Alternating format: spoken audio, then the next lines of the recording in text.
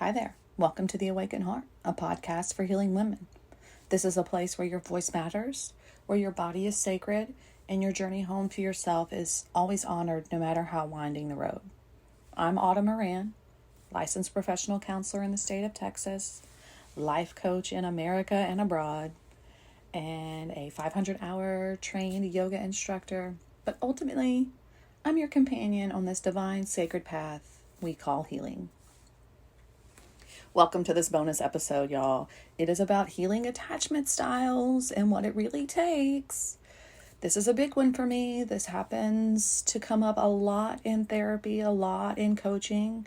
And there's a lot of information out there for healing attachment styles.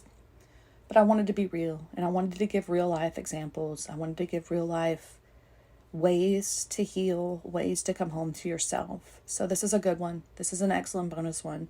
If you feel like you're one certain attachment style, that's awesome. But I encourage you to listen to all the breakdowns of attachment styles, because sometimes, even if we're anxious, we do have avoidant attachments tendencies sometimes. So please listen to them all with an open mind to see how you can better communicate your needs and feel safe within yourself.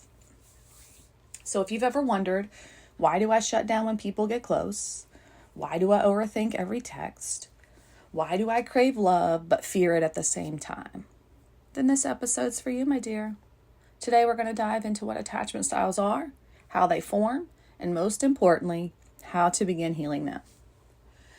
This episode is especially for those of you who've experienced trauma or who identify as neurodivergent, as always, where attachment wounds and regulation struggles often run deep and feel different than what typical self-help books describe. We'll walk through 3 insecure attachment styles: anxious attachment, avoidant attachment, and disorganized, using real-life examples, practical strategies, and nervous system wisdom. But first, let's ground here in the moment. Where you at? Where's your grip? Whether it's on a steering wheel, washing the dishes, reading a book. I don't know what you're doing right now, but whatever it is, loosen the grip. Soften the shoulders. Relax the jaws. Try to let that face be free of expression. Don't squint the corners of the eyes, in between the eyebrows, or the corners of the mouth. Just be relaxed. You are here. You are ready to take on some new information, ready to gain some knowledge about yourself, to gain some self-awareness so that you in turn can pivot and make action, take action. Your attachment style is your blueprint, your relational blueprint. It's how you seek closeness, how you protect yourself, how you handle conflict, and how you interpret emotional signals. It's not just about romantic love. Attachment styles show up in friendships, work, with therapists, and even with yourself. Earliest caregiving relationships shape our nervous systems and expectations about safety, connection, and worth. When those early experiences are inconsistent, chaotic, neglectful, or frightening, we adapt. And those adaptations become our attachment style. So here's the key. Your attachment style is not a diagnosis. It's not fixed. It's a survival strategy, and that means it can evolve. So I said a little bit, but what influences your attachment style, right? Early caregiving, especially emotional attunement, nervous system sensitivity, trauma, which could be abuse, neglect, bullying, medical trauma, racial trauma, and also being neurodivergent can influence your attachment style, especially if you mask, if you experience rejection sensitivity, or if you're dysregulated. For trauma survivors and neurodivergent women, attachment wounds can be compounded by experiences of being misunderstood, gaslit, overcorrected, or labeled as too much or too sensitive. And so healing isn't just about learning to communicate better. It's about repairing your relationship to safety, to your body, and to your sense of worth. Healing your attachment style isn't about becoming perfectly secure all the time. It's about becoming aware, flexible, and compassionate with yourself. It's about recognizing when your wounded parts are activated. It's about giving yourself nervous system tools to regulate. It's about choosing connection without abandoning yourself. And it's about creating safety in your body and in your boundaries. Whether your wounds lead you to cling, shut down, or swing between both of them, there is healing available to you. You're never too much.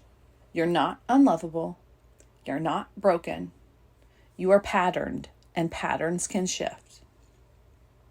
So let's talk about the anxious attachment style, because this is often the most misunderstood and the one that's most identified with, despite the fact that some of the times people that identify as anxious attachment styles can be more disorganized because they do experience avoidance. So let's just get to know anxious attachment, what it looks like, what it does.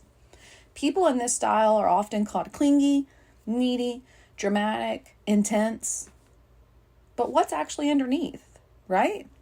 What actually is underneath is a powerful, beautiful sensitivity to connection. An anxious attachment style often forms when love is inconsistent. Sometimes you were soothed, sometimes you were ignored, sometimes blamed, sometimes abandoned. So your nervous system adapted. You learned, if I'm hyper attuned, maybe I can stay safe. If I can anticipate what people need, they won't leave. If I perform closeness, I'll be chosen. This is not neediness, this is survival. So, what does it look like in real life, out in relationships, but also outside of relationships? So in the workplace, you obsess over a boss's tone in an email and reread it several times. You stay late, not because it's needed, but because you're afraid of seeming lazy or being judged. You over-apologize in meetings or downplay your ideas, hoping to avoid rejection or embarrassment. You panic after feedback, even when it's constructive. You fear people talking behind your back if you set a boundary or call in sick. It's not a worth ethic issue. It's an attachment wound that says, if I'm not perfect, I'll be rejected or abandoned. In friendships, the anxious attachment style can look like you're always the one to reach out to make plans, and if they don't reply fast, you'll spiral. You could interpret someone being quiet as them being upset with you, even if nothing's happening. You feel invisible if you're not constantly being affirmed.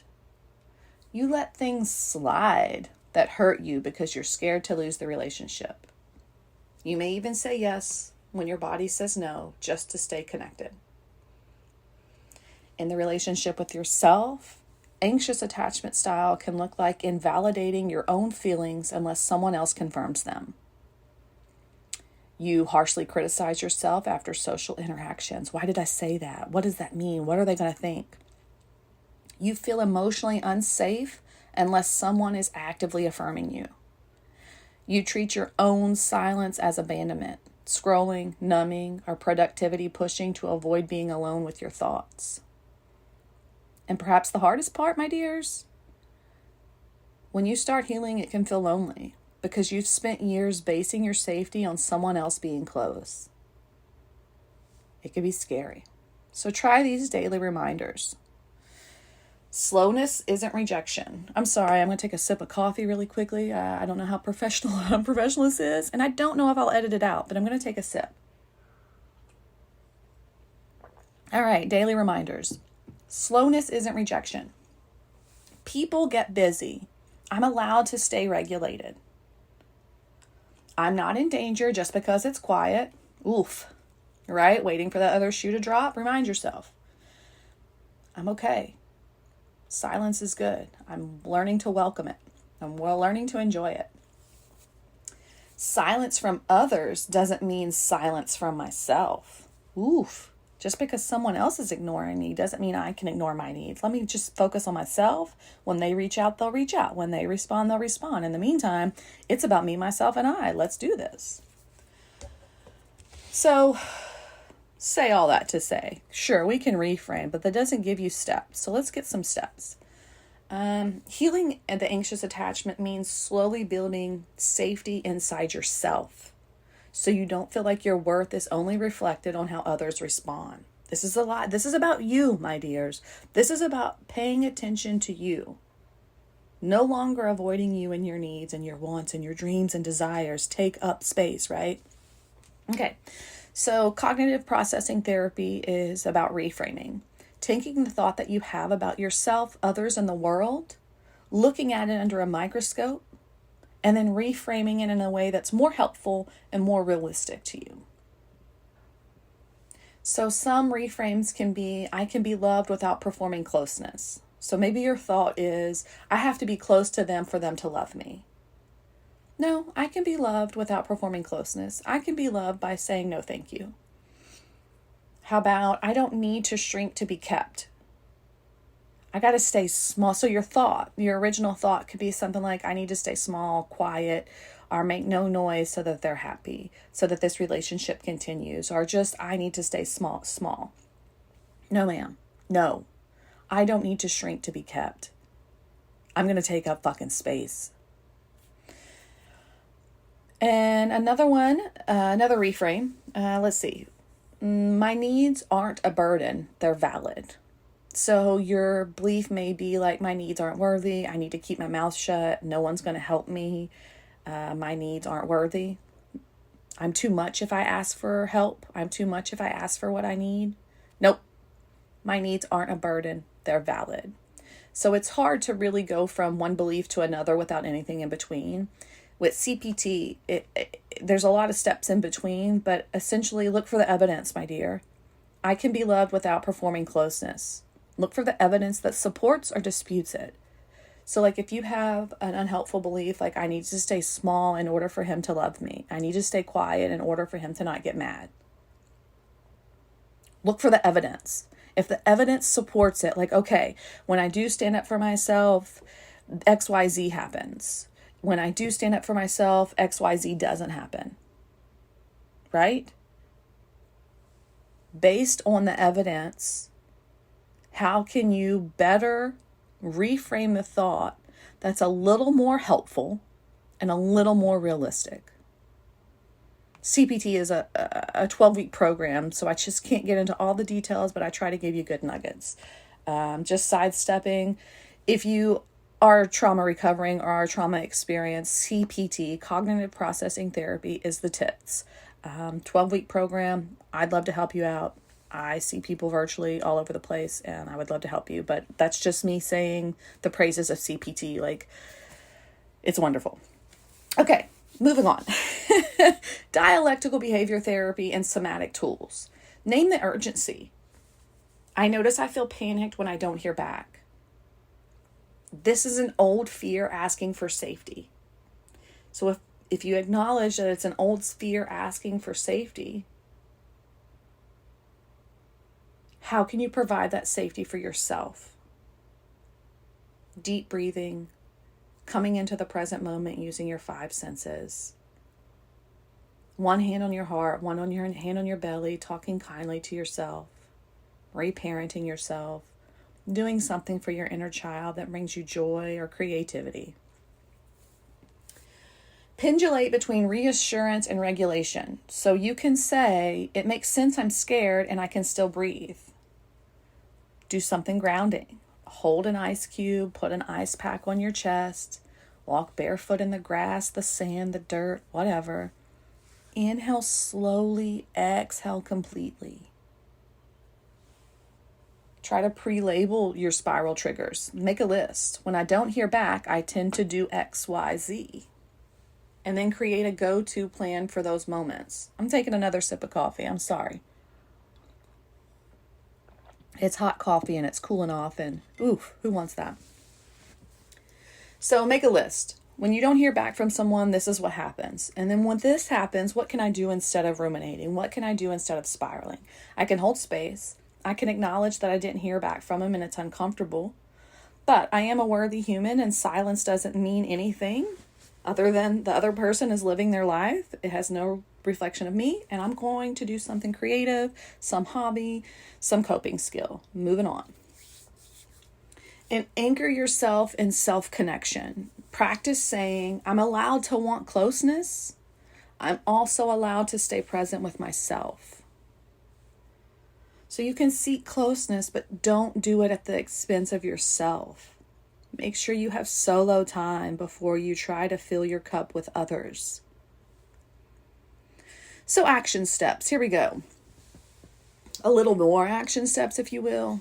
Practice self-reassurance. Before texting someone again, pause and say, I'm okay, even if they don't reply back right now. Prepare yourself, or eliminate the expectation that communication has to be instant gratification. Set phone breaks. Use airplane mode or timers or whatever you need after emotional interactions. Give yourself space. Write a secure script, something like, I can trust this relationship or survive its end. My value doesn't change. Whatever's going to happen in whatever relationship, it's going to happen whether you worry about it or not. Might as well just trust that you can survive the relationship whether it ends or continues. Like, this is a relationship and you can survive it to its end, whenever it ends. And when it ends, that's okay. It's just not a good fit. It's not anything about you or the person. It's just values may not align. I'd like to encourage you to track your internal validation. Instead of asking, do they like me? Ask yourself, do I feel proud of how I showed up? Be the voice in your head that you've always wanted, that you've always needed, that you've always yearned for. Love the shit out of yourself. Validate the shit out of yourself. It starts with you internally, and then everything else can bloom. And be brave enough to state your needs. Instead of hinting or performing, say, I feel anxious when communications drops. Can we talk about what we both need? Advocate for yourself. I feel XYZ when XYZ happens. Could we, or what I need, what would be great is XYZ. So explain how you feel when the event happens and suggest a solution. You don't have to stop wanting love. You just have to stop proving you're worthy of it. You are lovable even when you're not performing closeness. You are safe to take up space even if someone pulls away. Them pulling away isn't about your worth. It's a reflection of them and all that's going on with them, not you. 99.9% of the time, people's actions have nothing to do with us. It's a sheer reflection of the shit that's going on in their head. And that's not for you to fix. The shit going on in your head is for you to fix. I'll say this a million times. You're not too much. Your sensitivity is your brilliance when paired with self-trust. So if anxious attachment style is driven by the fear of abandonment, avoidant attachment is driven by the fear of engulfment, fear of losing control, fear of being quote unquote found out. Avoidant types don't fear intimacy because they don't want love. They fear intimacy because it's often felt unsafe, overwhelming, or conditional. This style often develops in childhood where emotional needs were minimized or mocked, where caregivers were emotionally unavailable or highly critical, vulnerability was punished or seen as weakness, and independence was praised while emotional expression was ignored. So the child becomes self-reliant, over-functioning, emotionally distant, quote unquote, low maintenance. They learn, or you learned, if I need less, I get hurt less. If I depend on no one, I can't be disappointed. If I hide, I stay safe. But here's the truth. Avoidant attachment is not about lacking feelings. It's about having no safe place to bring them. It could feel like shutting down emotionally when things get too close. It could feel like needing space to think but struggle to communicate that without seeming cold. It could feel like intellectualizing emotions instead of feeling them. It could feel like preferring text over phone calls, solo plans over group hangs. It can feel like downplaying your needs or delaying emotional conversations.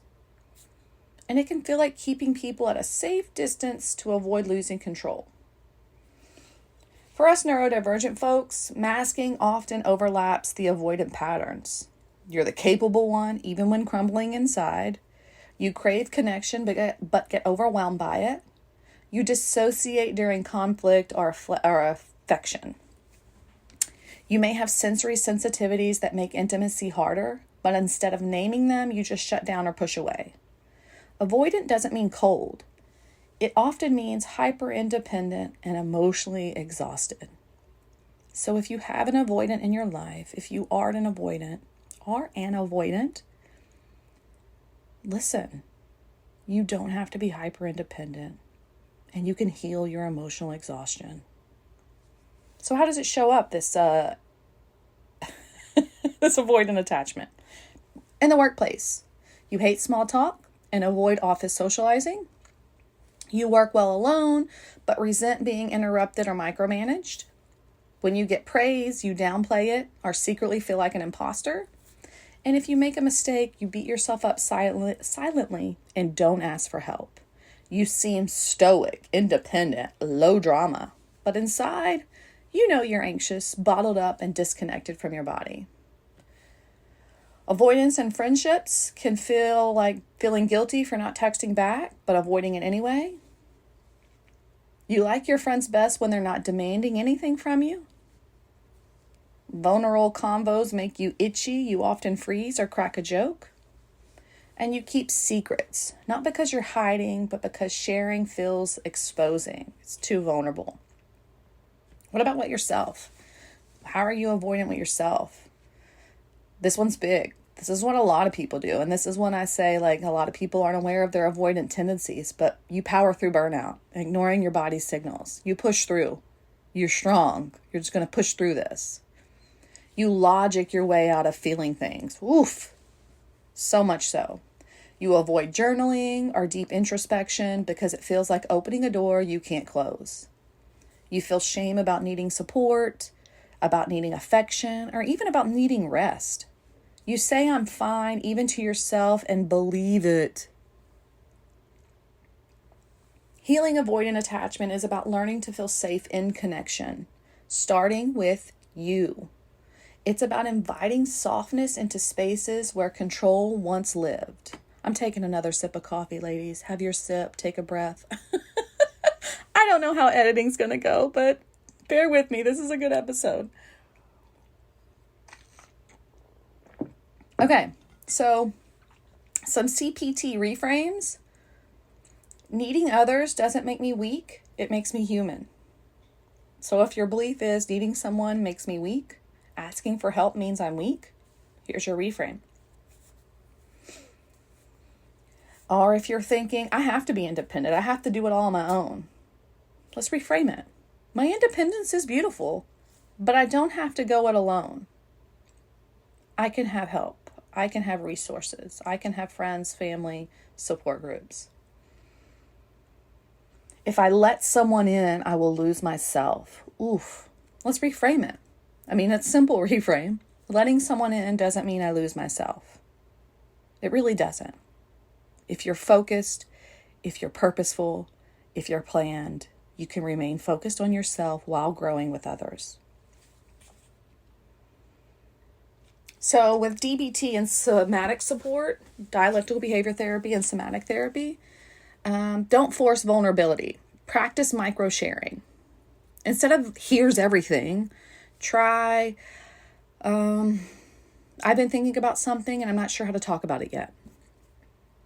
One thing at a time. Label your shutdowns without judgment. I notice I'm withdrawing right now. That's a protective part of me. That's not a flaw. Then breathe. Move or do something grounding before re-engaging.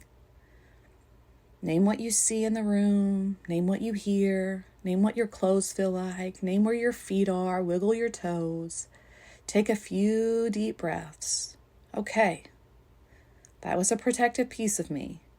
I didn't want to go forward because I felt like I was going to be judged for how I feel. Just talk about it. Just talk about it in micro steps. Have a sense of both and thinking. I want connection and I'm overwhelmed. I feel safest alone and I crave intimacy. Two opposite things can exist at the same time, is what DBT says. And that's okay. It's not something to fix. It's just something to acknowledge. And then once you have self-awareness, it's key. Then you can pivot. You can make an action step, a micro change. Practice receiving without performing. Oh, yes, this is a good one. Let someone help without reciprocating. Just because someone helps you doesn't mean you have to turn around and help them back in equal or greater value. Be appreciative. Say thank you. Hold it in your heart. That's enough. Say thank you instead of deflecting. Take a compliment. This one can be hard. This one can be uneasy. Just say thank you, period. Sit with affection, even if it feels awkward. Baby steps. Hold a hand. Touch a toe. Touch a foot. Let our knees touch. Something micro for you. So some action steps. Let's see. Reach out once a week, even if you don't feel like it. Connection doesn't always feel natural at first, so just reach out. Write about your needs. Even if you don't say them yet, name them privately. Set boundaries instead of ghosting. I need some space today, but I care about you. Simple, easy. Do emotional check-ins after solo time. Ask yourself, do you feel regulated or do you feel shut down? Let yourself be seen a little more. Share an unfiltered thought with someone safe. Avoidant attachment doesn't mean you don't want love. It means love used to feel like pressure or performance or pain. But you're allowed to want closeness now. You're allowed to move at your own pace. And guess what? Boundaries are sacred, but so is vulnerability. Healing means finding a way to hold both. I mean, if we talk CPT and vulnerability, there might be a lot of beliefs about yourself, others in the world when it comes to being vulnerable. Try to reframe that. We could do a whole episode on vulnerability, huh? All right. Last up, disorganized attachment is sometimes called the fearful avoidant style, but that name barely scratches the surface. This style is often rooted in deep trauma. It forms when the very people you turn to for comfort were also sources of fear, chaos, or harm. You learn that connection isn't safe, but being alone isn't either. You learn that love might hurt me, but so might distance. You might have learned if I let my guard down, I'll regret it. So your nervous system developed a push-pull response. You reach out for closeness and panic when it gets too close. You crave support but struggle to trust it. It's not a flaw. It's an adaptation to chaos. And it can feel intense in relationships that escalate first and crash hard. It can feel like a deep fear of abandonment and a deep fear of vulnerability. It can feel like being hypervigilant for betrayal or emotional shifts. Always scanning, right? The hypervigilance. It could feel like sabotaging healthy relationships before they can disappoint you. It can feel like oscillating between people-pleasing and shutting down. Or it could feel like you're too much and not enough at the same time. This isn't indecisiveness. It's a dysregulated nervous system trying to anticipate danger from every direction. And with neurodivergence and trauma, disorganized attachment often overlaps with complex PTSD, emotional dysregulation, rejection sensitivity dysphoria, masking and sensory overwhelm, and pathological demand avoidance.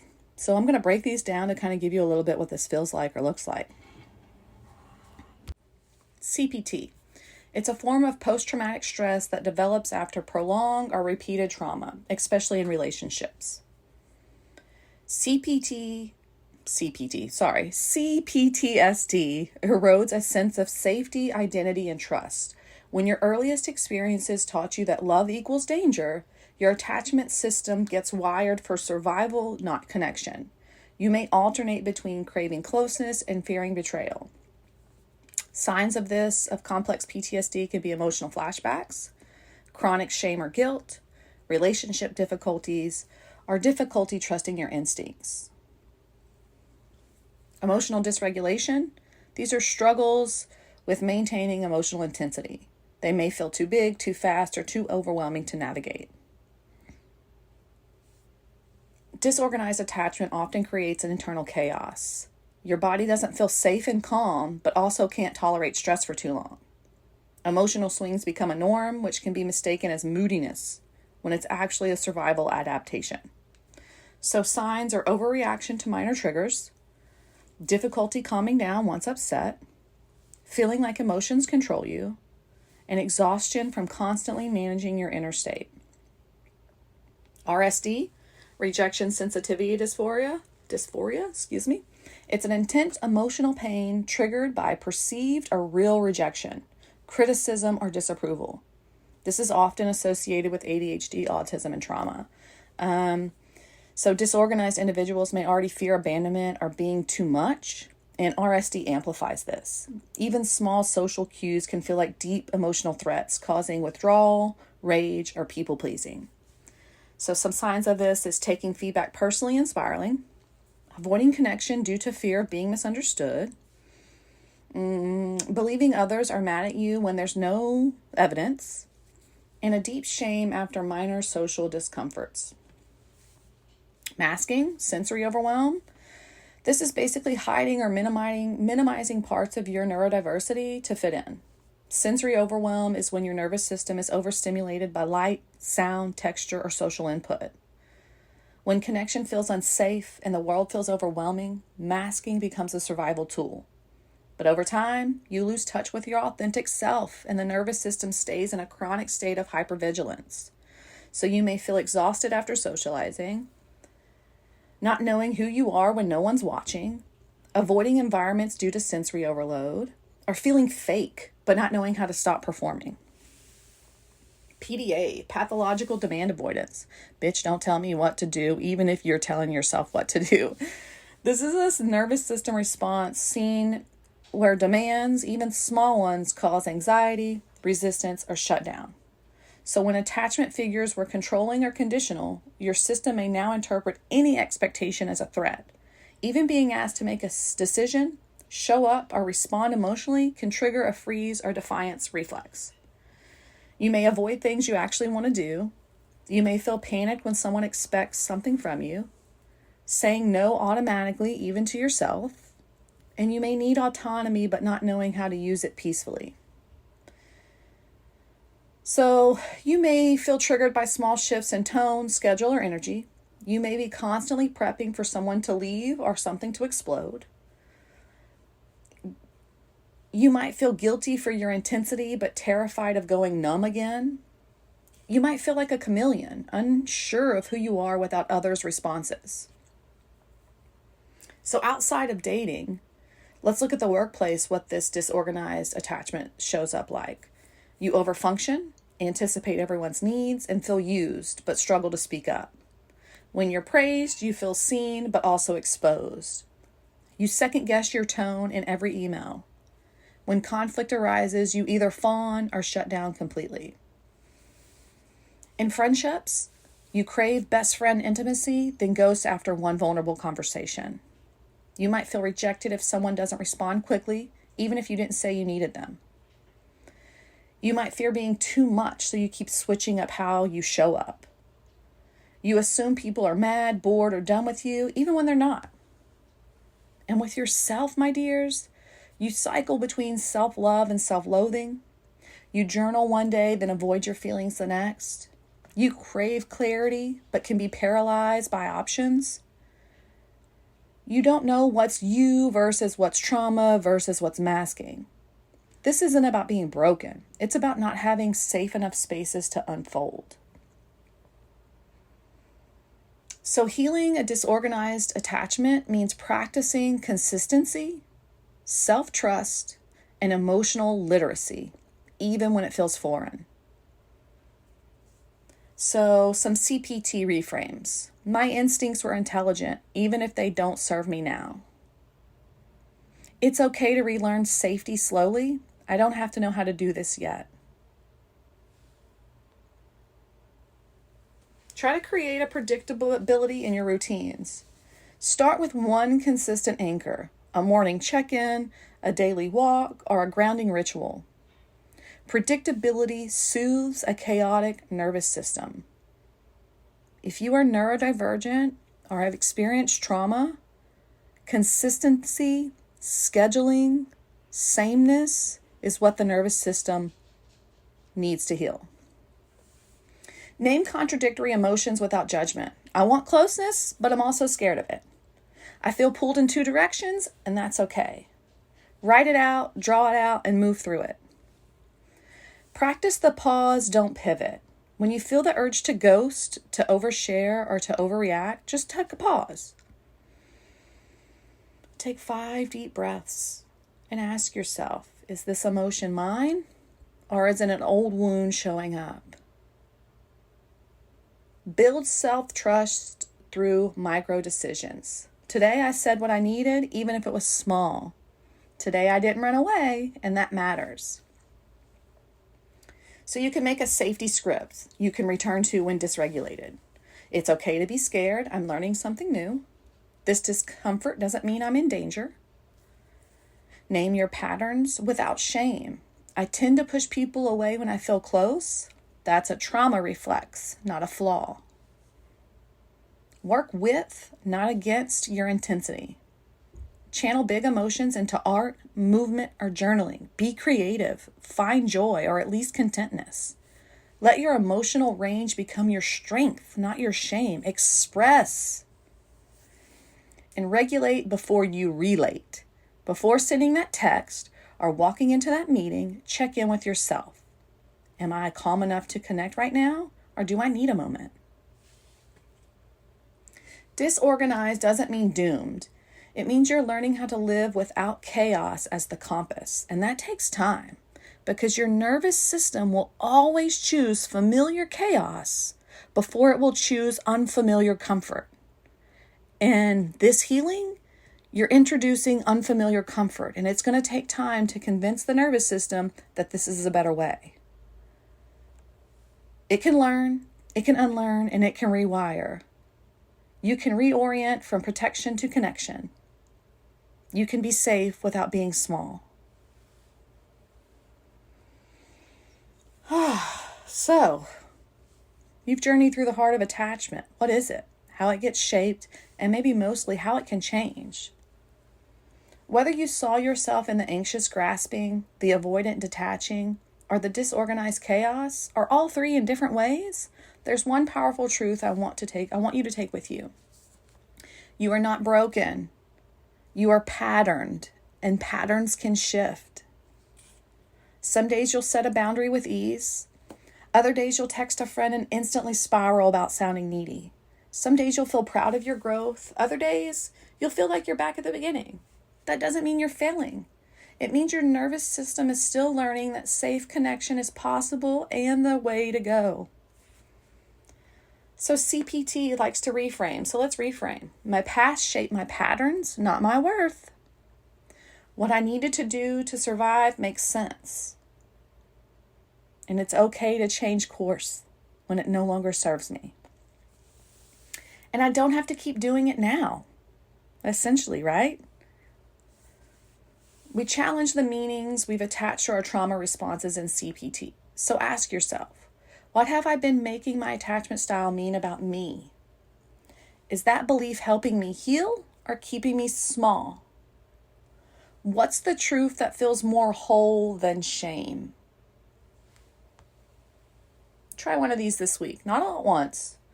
We're not here to rush, but try some. I'm going to give you 5 options. Name what's happening without judgment. Give language to your experience as the first step toward choice. This is an old fear of abandonment. My avoidant part is trying to protect me. I feel confused, not broken. Create micro moments of safety. Light a candle and say, right now I'm safe. Place a hand on your heart and breathe through a hard memory. Set a 2-minute timer to sit with discomfort instead of avoiding it. These build internal trust, one small repair at a time. You can also let your voice be messy. Record a voice note to yourself after a hard day. Debrief with yourself. Give yourself kudos. Find the things that you did and brought value to your day despite all the hardness. You can say, I don't know what I need, but I know I don't want this. Let yourself write angry, ugly, raw truths. No edits. Let that stream of consciousness come out. You deserve to be heard even when it's not graceful. You can make space for both and. I want closeness and I'm scared. I love them and I need more space. I'm growing and I'm grieving. Healing isn't choosing between parts of yourself. It's making space for all of who you are. And then last try, if you want to try it, find nervous system matches. Safe relationships that regulate your nervous system. Community where you don't have to mask. Even one person who sees you without needing to fix you. If you don't have that yet, be that for yourself first. Set the table even if you're the only one eating at it now. It starts with you, in you, for you, through you. Everything happens because of the work that you do for yourself, on yourself. Okay, all right, I've said a lot. But ultimately, your attachment style is a reflection of how your body learned to survive, love, fear, chaos, and closeness. But survival isn't the only story available to you. You're allowed to choose relationships that don't hurt. You're allowed to take up space without fawning or disappearing. You're allowed to feel safe without being small. And every time you pause before reacting, every time you give yourself grace instead of shame, and every time you name your need out loud, that is healing. That's a new pattern forming.